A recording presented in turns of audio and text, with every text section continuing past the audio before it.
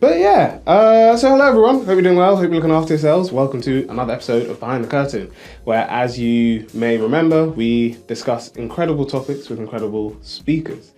We have another amazing guest speaker here today, all from the world of music. But as you know, I don't like doing introductions because I think it's best for us to hear from these amazing people themselves. So instead, I'm going to hand over to our guest speaker, Kemi. Thank you for coming onto the show. Nice, thank you. Could we know a bit more about you, what you do? Yeah, so my name is Kemi Sulola. I'm an independent singer-songwriter, artist and musical entrepreneur.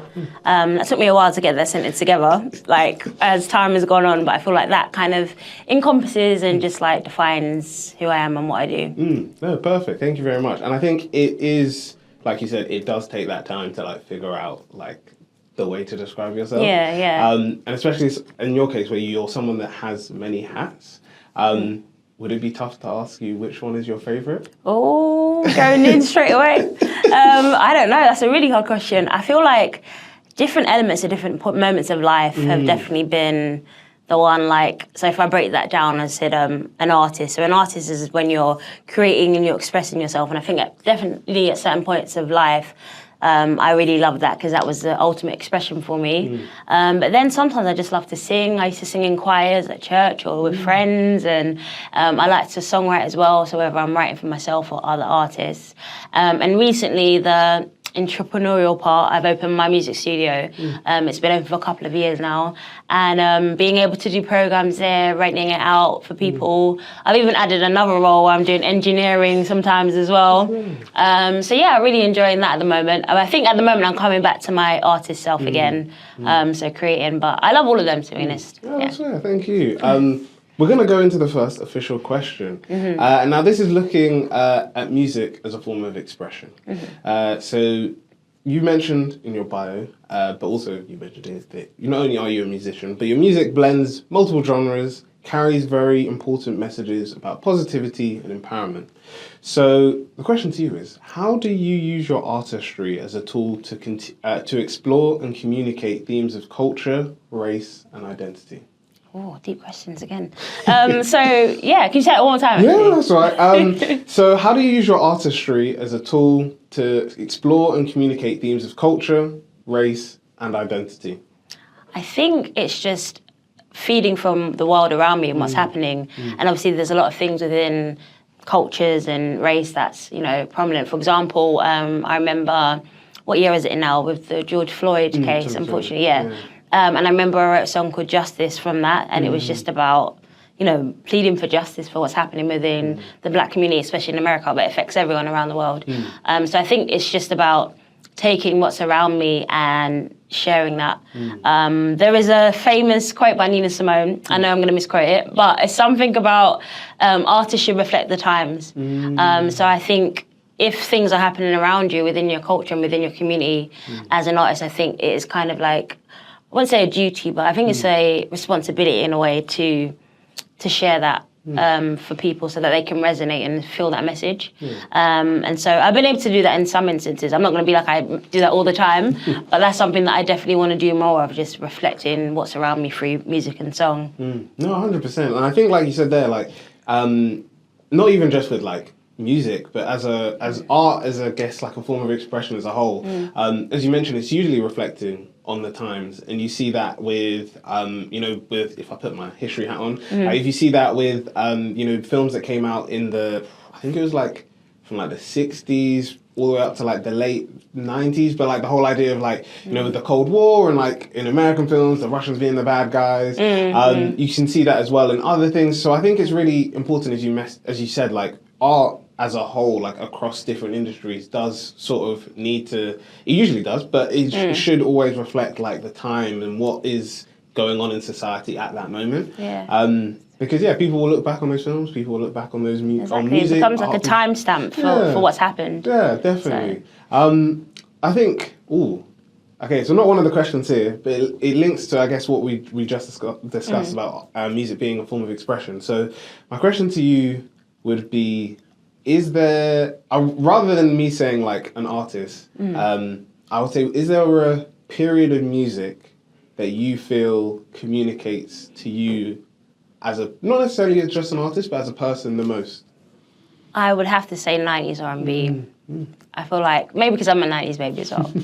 But yeah, I just feel like that time for R&B and that genre of music just related to me the most. And I feel like there was an element of freedom. And maybe just, if we're linking back to race and culture as well, as a black woman, I feel like in that time, it just felt, you just saw more of yourself within the artist creating that music of that period. So I think that's why, you know, yeah, I just related to it and enjoyed that time. Yeah, no, thank you. I hope I answered that well. That was honestly a great answer. And I think that's why, literally, like, based on what you just said, I think that's why, like, a lot of people who, like, I know there's also disagreement, especially with, like, younger generations not necessarily getting 90s music, but I think that's why for a lot of people, like, especially, like, people in their 20s and 30s currently, like 90s music, it's because it's what you said, it was very much, like, there was almost like the sense of like hope and aura and like, I guess compared to the way things are now, or maybe in the early 2000s with different stuff that happened, like it seemed very much like hopefulness going into the 2000s. And even like I don't know the comedian, but there was a comedian that was joking about like, even if you look at like love songs from the 90s, like compare that to like love songs that are now, it's like a different thing. You've got guys talking about breakup songs and they're crying and stuff in the 90s. So you don't really hear that much now. Yeah, but the romance is gone as well. Like, people always say about the 90s when, you know, it's a good song if like the singer's dancing in the rain or like bleeding on the floor. Or if there was another one, if you like, I think before the 90s, but if you see like them lying down sideways, like Luther Vandross, and like you knew it was a proper big classic track. But don't get me wrong, I love music nowadays as well. Obviously, I'm part of that because I'm creating music now. So I think there's a lot of great music out there. But yeah, I think it's just probably the element of nostalgia that you love. When you're a bit younger and you're growing up around those sounds, you probably associate it with certain points in your life. Hopefully, if there were good memories, then, you know, that music would be something that would be good for you and enjoyable. So yeah, I think that's probably where it comes from as well. 100%. We're going to go on to the next question, which is all about creative well-being and community impact. So as you've shared, you're not just creating amazing music, you are also heavily involved in community, but also projects that support young people and focus on well-being. So could we please know a bit more about these initiatives and how they've specifically impacted your journey, but also why are they important to you? Yeah, so as I mentioned, I opened my music studio space and I was able to get some funding from a local community. Local organisation, and yeah, I was able to run a programme for some artists who were interested, who just wanted development and guidance, and so yeah, I was able to lead that and put that together, and that was just an amazing opportunity for me to kind of give what I've learned and share it with others, and not like I know everything, and there's obviously so much to learn, but I think, and even in that sort of space, I learned a lot from those artists as well. So from there, I've been doing a few other programmes. So recently, I've got another one called the Sound Start, which is partnered with the King's Trust. And we're doing that at different points in the year. And again, it's just an opportunity for, these are mainly for young people, aged 16 to 25, who aren't in education or training or employment, and they just want to get into music. And I think there's always it's not a stigma, but a misunderstanding of what the music industry is. Like, obviously, we see, like, the main singers or the most famous people on the stage, but that's, like, one aspect of it. There's so much to it, and I feel it's so giving, and it's constantly giving. That's why I love to do music, and that's why I also want to make that clear for other people that don't know about those opportunities. So I think I stared from your question, but no, it's good. And I think, as you mentioned there, like a lot of people forget, I guess, and you know, I keep linking music to like other industries, but like people think that, like with film, people think that the main person is the director, and you've only got the directors or the actors. You know, with music, people think the only person that's working on this track is the musician. And that's not to say that's not the case, especially for musicians when they're starting out. They may be sort of like having multiple hats. Exactly. Yeah. But as they continue to grow and get bigger, there are other people that are doing different things. So similar to like film, you've got people, like you said, sound engineers. You've got people who are working on the marketing. You've got, you know, if you sort of shooting a music video, you've got set designers, videographers, stylists, fashion, makeup artists, hairstylists. And all of that goes into like how, like, not necessarily even like successful, but like how it's even like communicates to its audience. Yeah. Because, you know, that's why, like, especially for, I've forgotten which music, the Grammys, like for the Grammys, like that's why music video is a part of it, because sometimes the song is very impactful, but then also when you see the music video, the visuals that are created, it's just, that link. But I think it's clear from what you said there that it's very interesting that, you know, you've been on this journey as a musician, and then you've been able to give back to other young people or other people who want to get into the music industry. Because, you know, a lot of people say there's a lot of, like, getting into the music industry is quite hard. There's a lot of things that people aren't sure about. And yeah, it can be a difficult thing to sort of like discuss and go through. Yeah, like, I think saying it's hard, I think, yeah, it definitely is. I think, well, for me, I would say one of the, and I think it tied into your question because you mentioned well-being in your question, didn't you? I think one of the hardest things I would say is, or especially these days with social media as well, focus and kind of believing in yourself. I think you can end up getting overwhelmed with what's happening because you're seeing online and you're seeing maybe people that look like there's, you know, I'm sure you've heard of people that are like, oh, they're an industry plant and all of these things. I have my theories against that. I don't really believe in that. I feel like most people that pop and make it, they've been doing a lot behind the scenes that you don't see, that you don't, again, people don't know these things. So I think there's a lot of pressure sometimes to feel like you have to act a certain way and be a certain way. And even I think I've allowed that to hold me back for my artistry as well. So I think it's really, you have to just know how to tap into what you really enjoy and why you're doing it. And I think if you always bounce back into that, it should help you believe in yourself more and, you know, remind yourself why you're doing that, if that makes sense. Yeah, 100%. And I think it's like you said that it's, you know, people always say, remember your why, and like, why do you do what you do? Because not every day is going to be like fun. It's not always going to be like sunshine and rainbows. Some days it's going to be like the trenches and you're dealing with like loads of different things. So yeah, I think like you said, it's just remembering like why you create your music, why do you create your craft? I don't have it with me, but these guys know sometimes I recommend books. I recommend to anyone else who's interested in creativity, The Creative Actor Way of Being by Rick Rubin. I've heard of Rick Rubin. He had another book. What was it? The Art... No, that's something else. I was going to say The Art of War. There's The Art of War and there's The War of Art. Yeah. There's two of them. I don't know which one he wrote. Oh, okay. But I don't think it was the Rick guy. But no, I would recommend, especially if you're into reading books or even audiobooks. My friend got that for me just on like the stuff that I do pick up the mic. Yeah, please, I need that. And it is really good. It breaks down like the creative process as a whole. So it's like, you know, idea stage, ideation, like testing the idea, like working on it. He is I think he's a music producer. If I got that wrong, please forgive me. But yeah, he works within the music industry. Yeah. So while he sort of sometimes gives advice specifically about like music and his own experience with working with musicians, he also sort of like makes it more general. So that's why the reason why I really like his book is his first chapter is literally just like, look, I'm gonna tell you all now, everyone's a creative. And he said, even if you don't work, he was just like, even if you don't work in the creative industries, even if you don't have a creative practice, even if you just literally are existing, he said you're creative. Because when you wake up in the morning, you decide what you're gonna wear, what you're gonna eat. That is creativity. Exactly. You know what I mean? So we're all born, well, I don't get too deep, but we're all just a filter from the creator, the ultimate creator. So we're all creative. So, yeah, definitely. You know. And I think the second book that I would recommend, based on what you said about like, especially like helping you find your why and like continue and like that's all, and we'll go into like doing stuff as like small habits.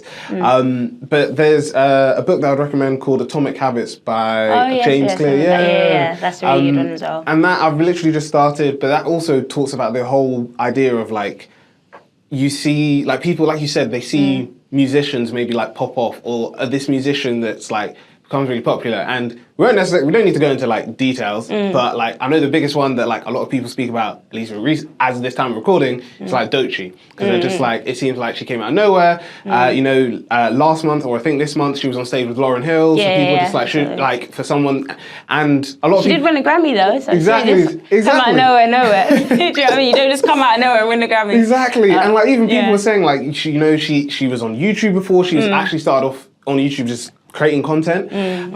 But people were saying like, if you look at like, for example, like we said there, it was the small things she was doing like over time. And I think what was really cool is there's this motivational speaker, he does a lot of stuff called, I think his name's Gary V. And he basically like does a lot of stuff like, if you're in your 20s, 30s, like whatever age you are, you can start something and it can pop off and like change your life forever. But what was interesting is, I don't know if like it was like an Instagram live you did with her, or like a call. But like before, like well before, I think this was either in 2023 or 2022. Yeah. He did a call with her and was just like, look, like I've seen your stuff, I've seen your page, like I just want you to know, like you're gonna be big. And he was like, I know, like you're gonna be winning a Grammy. And like was just really speaking into her journey and like believing in her. And then like he posted it, and was just like, it's incredible to see that like, you know, she stuck with it. Came to pass. Yeah, and it came to pass. Yeah, I think she was actually reading a book called The Artist's Way, and I've actually just started reading that book as well. Okay. Yeah. So that's another really good book to add to anyone's list. If you're listening, Yeah, thank you. It's a really good one. Yeah, you've got some nice book recommendations. Let us know what you think in the comments. But we're now going to go into the next question.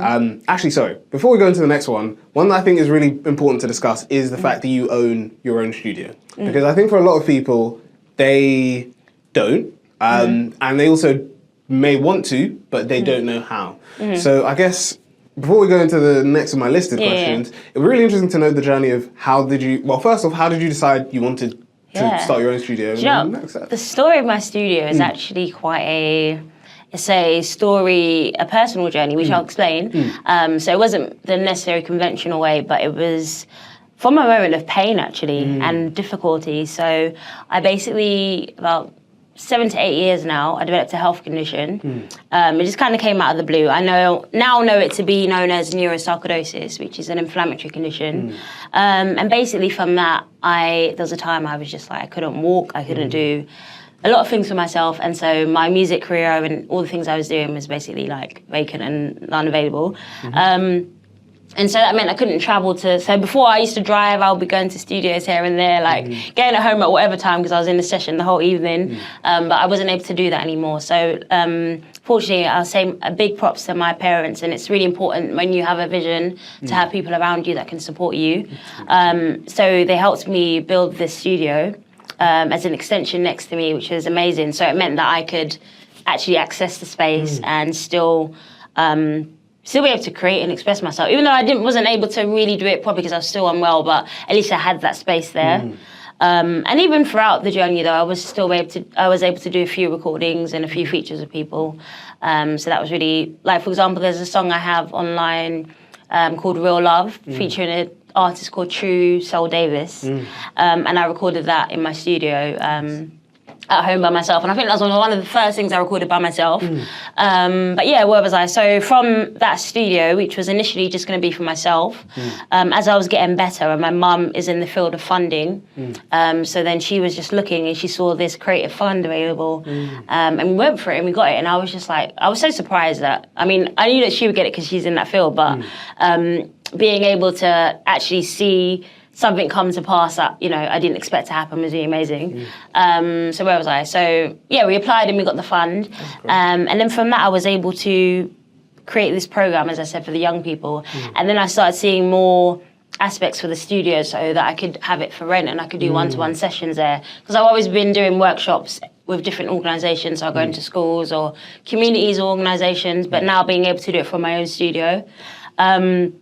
So back to the question, which was, how did I start it? So yeah, it was just from that, and it just came out of the blue. So it wasn't something that I intentionally hoped to do. But for anyone, I would say that, you know, is trying to start, even despite that, having the support, I think there are a lot of avenues that you can do stuff like that. So we've got spaces like this where you can rent. There's, what's the word?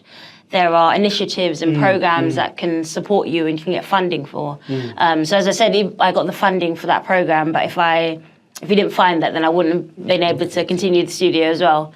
So I think it's a combination of obviously finding what you want to do, but looking for, the right resources to support that, if that makes sense. No, 100%. And I think a key thing that you mentioned there was like that support network. Because, you know, we have another podcast, the Hustle Chronicles, check it out if you haven't already. But, you know, we specifically talk about there, like being a founder can be tough anyways, even if you've got a team around you. But we said, especially if you're a solo founder, it can be a lonely journey. Yeah, definitely. And it's the same, like, yes, for that one, we should talk about like being a business owner or freelancer, but even like if you're a musician, if you're doing anything by yourself, it can feel quite lonely. Yeah, definitely. And you're dealing with like, you know, imposter syndrome maybe you're dealing with like loads of deadlines, you've got loads of work that needs to be done, but but you're the only I've one even that... got a deadline after this. I'm just like, as soon as I get home, I'm like on that laptop. But it's like we said, like having that support network is what makes those days easier. Because I know, like even for Pick Up the Mic,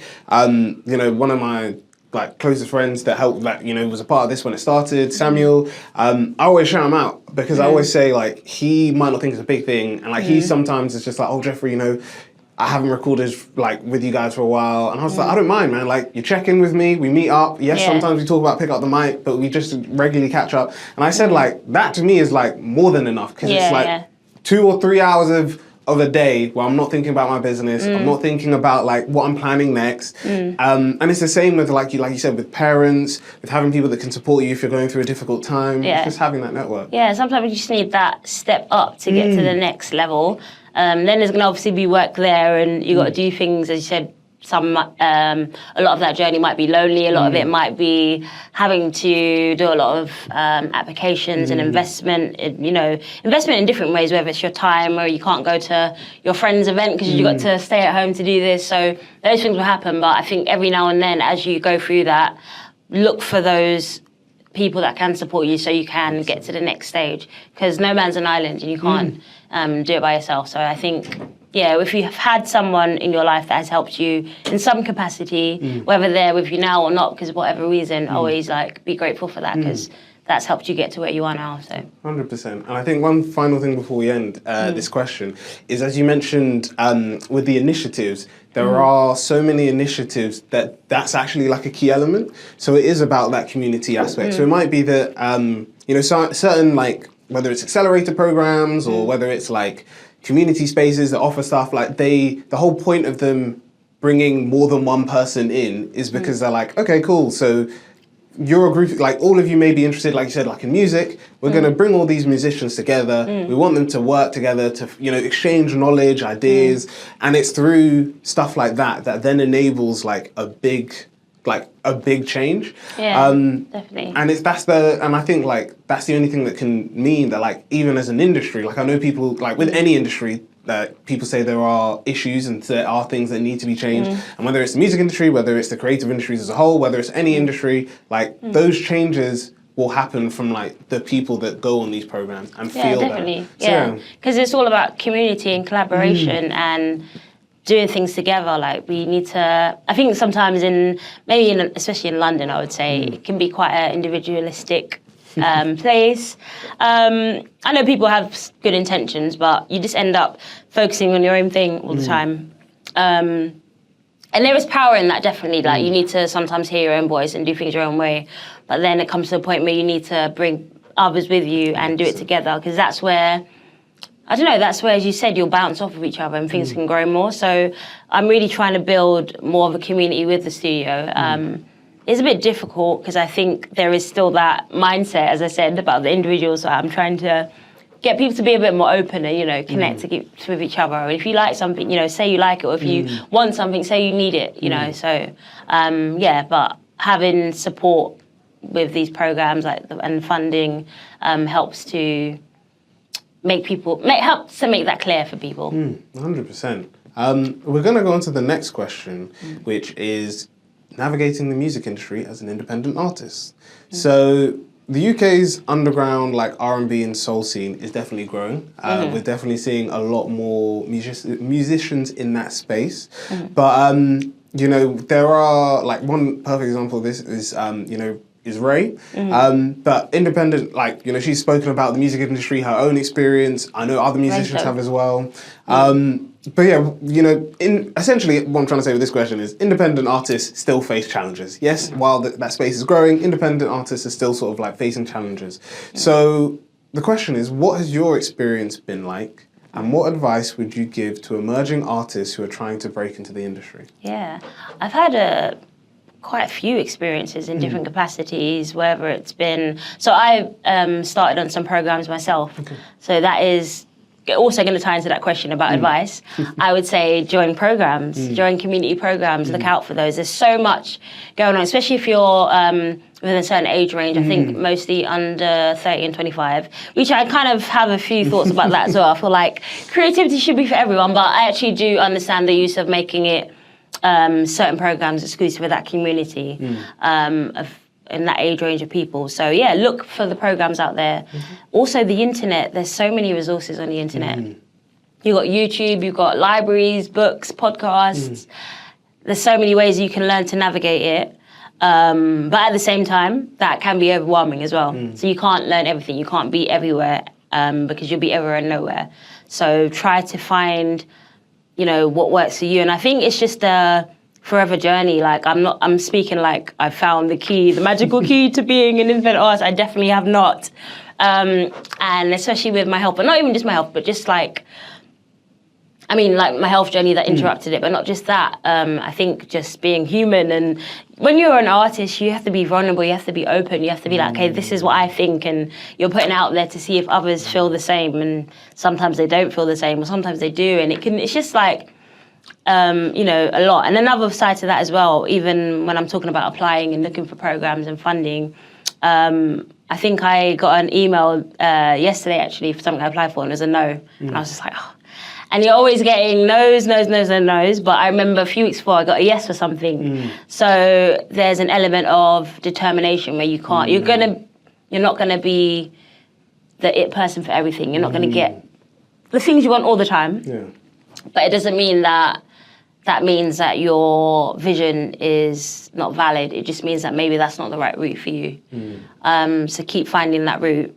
But sorry, repeat the question again, because I feel like I've gone on a few different points. No. That just comes to my head, but that's really good, because it was literally about like what was your experience personally then, but then the advice of breaking into the industry, and I feel like you said that. A bit more on my experience. I've done things where I've worked with. I started mainly with programs. I think that's helped me a lot, and writing songs as well. So if you feel like you have a gift for that, I would say to develop that. But even if you don't, there's songwriters that you can connect with. So collaboration is really key. So I have done a few collaborations as well, which has helped. And I don't know what else I could say regarding that. I think it's been rewarding, but it has been a challenge in just persevering, because obviously the main difference with an independent artist and say an artist that's signed with a label or has more of a bigger team is obviously the machine behind them, and obviously that links to finances and, you know, not even just finances, certain connections. So if someone knows that person at Spotify, they're getting on that Spotify playlist, you're just going to get them to a whole new space that as an independent artist you might not get. So there are those things to navigate, but there are a lot of new platforms. You know, we've got Pick Up the Mic. Not a music platform, but there's spaces. There are spaces for us to still find our voice. So whilst there is a lot of, like, I don't want to come here and be like, oh, it's hard, negative. I really want to stand for the, you know, the optimists out there and be like, I believe there's a path for everyone. So it might take longer. You might have to do a few things along the way that you didn't really want to do, and maybe you've got to practice that song 5 more times than everyone else, and that person's doing this, you know what I mean? But I believe where there's a will, there's a way. So my advice is just find your way. Yeah, thank you. No, definitely. And I think like 2 things, the really important things that you mentioned there is one, I think it's like an understanding of, like you said, like not everything you apply for is going to be a yes, but not everything you apply for is also going to be a no.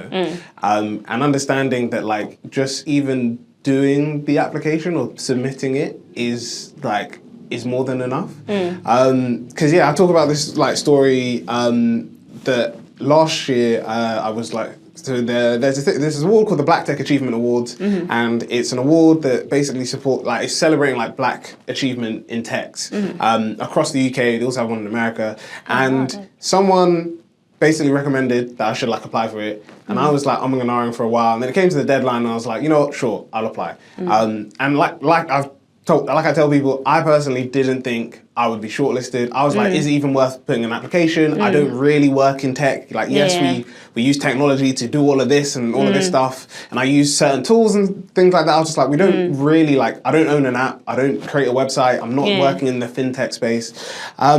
So when I got shortlisted, I was like... Congratulations. I wasn't sure you were going with it. Like, if you got it or not, I was like, let me wait. So I was one of the shortlisted, and I didn't win in the end, but generally, like, even to go there that evening, I was just like, that is that was like incredible. Yeah. And the person that sent me the application was actually there, and she was just like, "Oh, like, how do you feel?" And I was like, "Look, like, if I'm honest, I didn't come here expecting to win. I was like, it would be nice, but might be nice. I was like, it's okay." Yeah, no, but that's great already. Yeah. But there you go. Like, you just don't know what is. You just have to keep trying. And again, like I said with music, whether that's still releasing your music or sending it to radio stations or sending it to bloggers or, you know, performing at certain events, you just constantly just putting out to attract, and what's for you will always find you, but you have to make yourself visible to do that. 100%. So yeah. Yeah. Even as you mentioned with like submitting to radio stations, two opportunities that I found out. One was through a podcast guest, and one was through if you're not on it, recommend, especially if you're based in the UK, is the Eric app. They share loads of cool opportunities.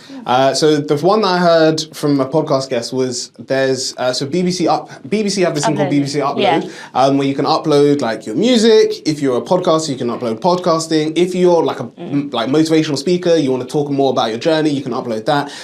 But it's an open call, you can submit it, and then it gets reviewed, and if they, you know, first point of call that I recommend. But the second one through the Eric app is they had a careers week last week, and I watched like part of it, and this person was saying, they said specifically for podcasts, but I can imagine it's the same for like, if you want to get into radio, if you want to do music. They were saying like hospitals have radio stations that are very open to like getting submissions from people. So the person was saying like, if you want to get into radio, that's basically the best way to get into radio. Just get in touch with hospitals and say like, I'd love to, you know, host a radio show for you guys. But I'd say it's arguably the same with musicians. If you have music that you possibly want to be performed, you know, that's a great opportunity to put it. It's a great platform to put it on. And, I think that's such a great space as well, because I mentioned when I was quite young, I remember I was in hospital actually, and there was a guy that came in and he played guitar, and he was just like playing music for the ward. And at one point I was singing with him. But that was such a special moment for me. So you don't realise, as well as it being an opportunity for you, obviously within that space as well, it could be a lot for the people that are there. So 100%, yeah, definitely. Yeah, and it's funny that you mentioned collaboration, because this next question is all about collaboration and representation within the music industry. So you've collaborated with various artists from different backgrounds. How do collaborations shape your artistry? But also, what do you think needs to change to improve representation and diversity in the UK music industry? Oh, 2 for 1. All right, so do the first part again. So how do collaborations shape your artistry? Yeah, I think collaborations are so important because sometimes when you have an idea yourself, you might get, like, I know I do, you might get caught up in your idea, you overthink something. So sometimes just getting, like, for example, co-writing is the term. So if I had written a song and I might get stuck on a few lines, bringing in someone else will just open up your mind to something that you might not have thought of. And sometimes the song's even greater than, you know, what it could have been otherwise. So I think it can, collaborations are important because they open up your mind, but also... sorry, say the question in the second part of it. So the second one was what needs to change? Back on the collaboration one, sorry. So how does it shape your artistry? It just shapes you. I think you also become more open. So a collaboration that, it's not really an official collaboration that I really enjoy, but one that I kind of do. So sometimes I work with kids, because I also do workshops in schools, and I would say that's like a collaboration in a way, because I maybe help them write a song. Yeah. And that's actually one of my favourite processes, because kids will come up with the most random sentence that does not make sense. But the freedom of it is so inspiring for me, and it reminds me, I'm like, actually, I'm overthinking that line. I just need to just say how I feel. So I think, collaboration just... it enhances you as well, because sometimes, especially if you're with someone that's really like on game, like there's a friend of mine, shout out Lemsy, he's an amazing lyricist, and I remember one time we was working on something, and he's just like, the way he gets his lines is just like, and I was like, damn, I need to write like him, because like the way rappers write, they have to write very lyrically and in detail. Well, singers, we can get away with being like, and just like humming it, and just and the melody make it pretty, but the words. So I think collaboration can help you to elevate your game, which is important as an artist. You should always try to be better and grow.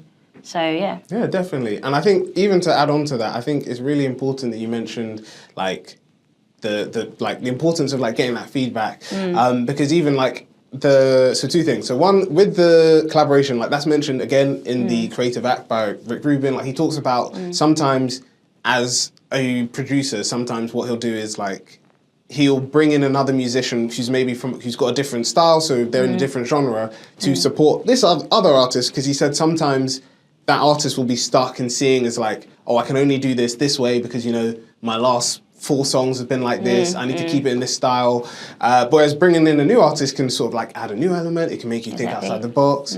But the second thing, as you mentioned with like working with children, so funnily enough, we've got 4 book recommendations here. Yes. But the next one I need this list as well. No, honestly, I'm more than happy to share. This one, I haven't finished, but it was recommended to me when I was at uni. It's called The Book of Play by, I think, Michael Rosen. And the book is really interesting. So it's all about essentially how, as essentially adults, we lose our element of play. And he said that he thinks that adults need to sort of like bring play back into their lives. So he was saying, you know, it doesn't need to be necessarily like anything super complicated. So literally, as you said, I think there's one game where it's like a rhyming game that he said he did with his daughter. And it was just like a random, so one person would say one sentence, then the other person has to follow up with another sentence. He said sometimes he would literally like go to like at the time he was like going on Twitter and like was literally like creating like, I don't know, like musical pieces off that. So him and his daughter may find a funny tweet of someone saying that, you know, I was walking today and like my umbrella blew, and they would create a play all about like this umbrella being blown and stuff like that. But the book is really fun because even, so every like couple of pages, it's actually got a fun activity for you to try out. Oh, I love that. And yeah, I personally find it like as an adult reading the book, it is really important, because I do think, like you said, sometimes, you know, we do overthink, we're just like, oh, we're very critical of ourselves. But as you said, like with children, and I think he even mentions it in the book, that like you'll see a child, maybe they'll see this, like maybe they're on a climbing frame, they see it, they'll climb, they'll fall over.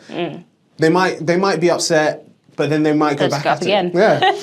And generally there are some children that's just like, cool, they fell over, and parents are just like, oh my gosh, you're okay. They're like, yeah, I'm cool, like I want to do this again. And I think it's like you said, like, and just linking back to what you said about like, you know, sometimes you get no's, sometimes you get yeses, is that when you're very young, there's like this it's not even like emphasized, it's just almost like a part of us that you're always open for like trying things again and again and again. And you're very open to, you know that like you don't know everything, but you're like, I don't mind, like I love doing this, so I'm going to keep going at it. Yeah, and I agree, like as adults we really need to hold on to that inner child and just ever so slightly, obviously not in every situation, but where you can, because that will just allow you curiosity, and I think curiosity will always serve you in life, because you'll forever grow. Yeah. Because you always want more, you always want to see what else is there. 100%. Yeah, thank you. We've come to the last question, which... you know, I just realised this whole time, I feel like I'm at the wrong angle of the camera because I'm looking at this way. That's okay? That's okay. Okay, cool. I know it's like so late to say now, but I thought I'd just add that in because I was just a bit conscious. No, that's all right. So that camera, one is the one on you. So yeah, you've been in frame the whole time. So, all right, cool. So yeah, we've come to the last question. Some may argue the most important one, because it's looking at this intersection of music and social change. And I think kind of linking it, funnily enough, to our first question, and as you mentioned with the quote from Nina Simone, I think music has been a very pivotal part throughout, not even just over the last, like, let's say 100 years, but throughout time, music has been a very important part to movements. It's been a very important part to, you know, essentially life, and sort of not only showcasing life in those time periods, but also sort of like showcasing sort of messages and impactful things. So from health and well-being to social justice, your work spans many different areas of activism.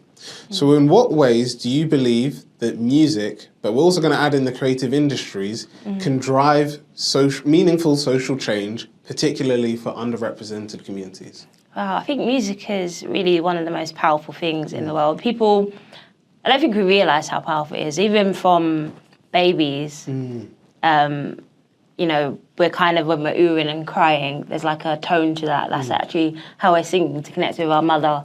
And then when we're learning the alphabet, sometimes I have to like sing the alphabet to like remember the order, or just stuff like that. Do you know what I mean? Because it's the ways communities come together. We use it for birthdays, for celebrations, for, you know, even when you're going shopping, if you were walking around and there was no music, it would feel different, but when there's music there.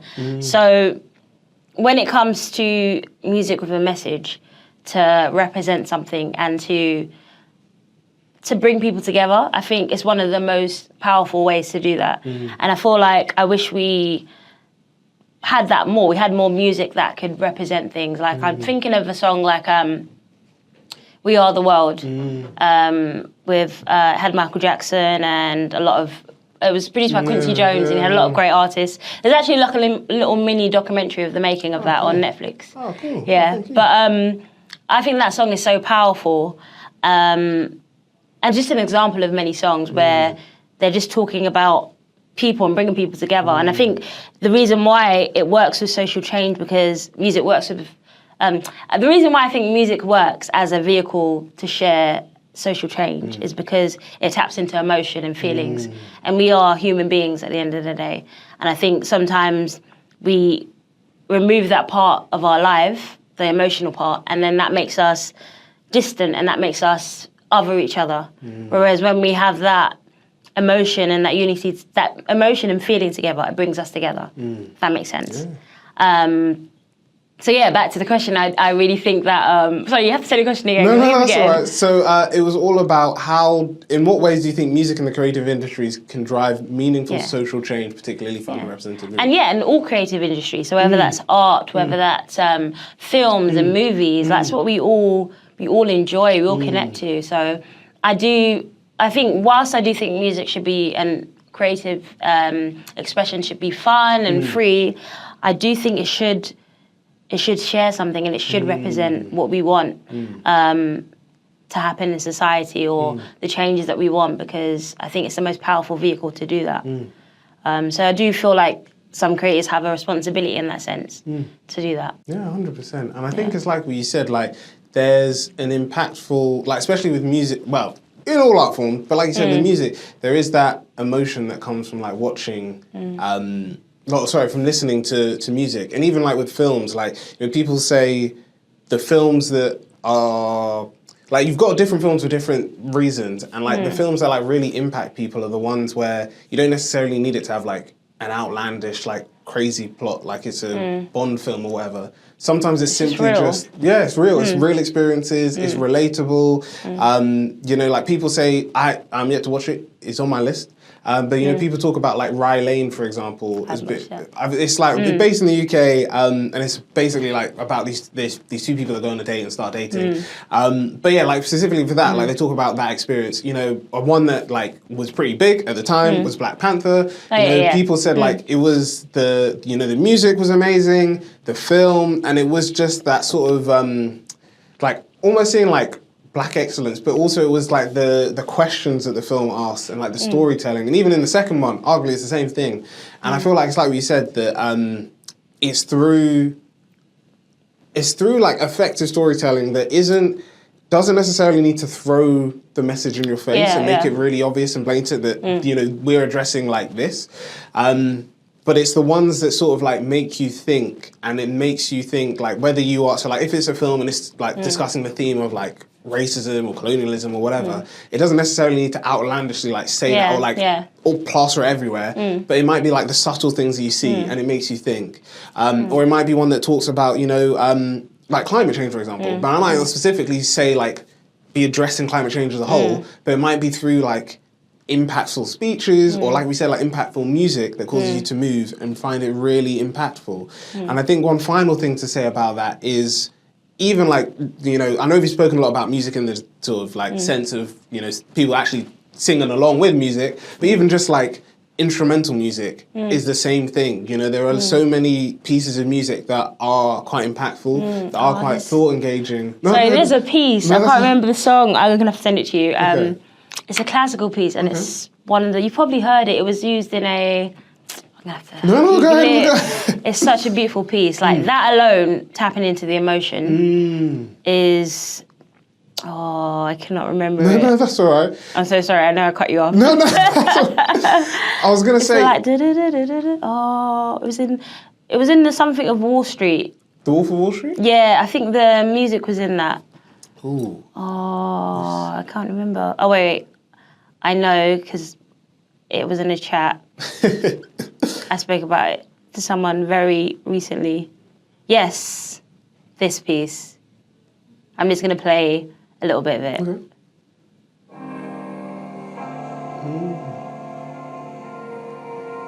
This song, even listening to it now is making me want to cry. I don't even know why. But it's such a, this is called Agape by Nicholas Britell. Okay. It's an instrumental piece, and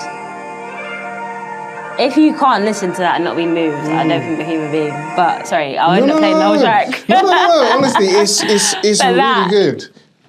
But I think it's like we said, it's also, like, I've also heard that used as like, I know they call it like the hope, like motivational videos that you see on like Instagram sometimes. And it's like we said, like, it's called that because it's like, it's used for that, sorry, because it is moving and it is powerful. Yeah, it really is. And you know, people even say like, that's, like, I don't remember, there was a director that basically said, it doesn't matter necessarily how good like the writing can sometimes be, or how good an actor may be in their performance of a scene, but they said sometimes what makes a film move from being a good scene to a great scene is the musical piece that surrounds it. So I know like my brother would say his favorite example of that is he loves Hans Zimmer, and he said like he said Lion King. He said the two bits in Lion King, which is when Mufasa dies. He said the musical piece behind that, just like any age. When he first saw it, he was just like, it was impactful. Even to now, still hits home a bit. But then he said the second part is when Simba goes back. So Simba speaks to his dad, and then he, you know, speaks to Rafiki and says he's going back, and they're running, and then I've forgotten what the track's called, but there's like a track. Like if I can, I need to remember the song. I don't know if I remember. He's playing. There's like to be honest, it does have speaking in it, but it's got like if I can find it, I'll play it. Yeah, when you find it, play it. But yeah, it's got like, and he said like that piece is really inspirational because it sort of like encourages. It's like this whole thing of like, you know, he's been away for so long, returning home, and he's returning home, and it's just like yes, I can like do this. I can, you know, like stand up to my fears. I'm not afraid anymore. And I think it's like what you said there, that like music in all art forms can be impactful. So I guess also if you're watching and you know, like you might not necessarily be thinking that you want to go into like music and be like a singer-songwriter, but you might want to maybe do like instrumental music, or even like music scores for films, TV shows, games, like adverts as well, brands. Even, like literally as you said, like there are brands that have sounds and songs associated with them. Like I think even like, I don't know if McDonald's bought the right for I'm loving it. Yeah, but even that, like the concept of I'm loving it and the terms around it. I think it was Justin Timberlake song. It was. So crazy. But yeah, it's literally as you said, like using music as an art form to like connect with a group of people. Yeah. But I even thought as well, like there's the science to it as well. That's why when people have meditation music, there's a certain frequency that is actually in line with our frequencies, human beings, which gives us calmness and, you know, like a peacefulness. So it's a very real thing, music, and it even, I don't want to get too scientific, but even like, it's really good for your brain as well. So brain development for kids, that's why even learning young is really important. But even in adulthood as well, you can, if you wanted to learn an instrument, not saying you have to now be the next, biggest Mozart player or whatever, but just learning it for yourself is really important. So yeah, definitely. And even as you said there, like with like I know, like you said, like not to get into the science too much, but I know with like research shows that music that's used for sort of like certain moments in like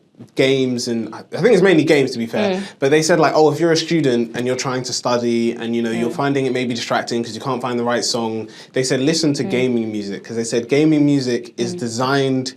Whereas like film and TV music is normally associated with a scene, they said the gaming music is designed that you're doing an activity while listening to the music. So that you might tune out and maybe not necessarily be focusing on like the certain sounds you're hearing, stuff like that. But they said it's designed that like if it's a, you know, it's a fast-paced moment, it wants you to be active. Like they said, if you're, I don't know, trying to go to the gym, you want to do that, or if you want to do, you know, stay motivated when you're doing something, they said like listen to music like that. They said, oh, maybe if you're listening, you want, like you said, like peaceful, chill, like evening, you're trying to relax.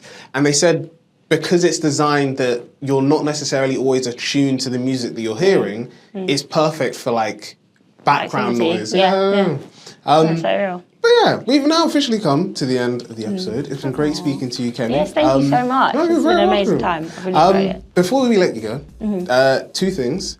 How can people connect with you, find out more about the incredible work you're doing?